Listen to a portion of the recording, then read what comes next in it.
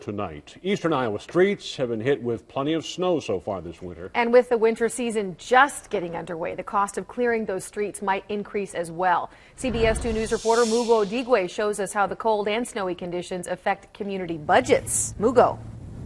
Scott and Tiffany, when it comes to their winter weather budget, Cedar Rapids officials say they are at a higher point than usual, but they are not concerned yet.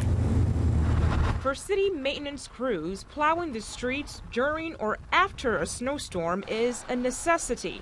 And when that storm comes on a holiday or weekend, we've had to call in additional staff on overtime compared to a regular workday where we have them around the clock available. There's also the timing of the storms, which have come in the middle of the night, causing crews to work from second shift into third shift, which can take a toll on the city's budget. Our overtime is higher than it would have been and is much higher than what it was 2 winters ago at this point, where we only had less than an inch of snow.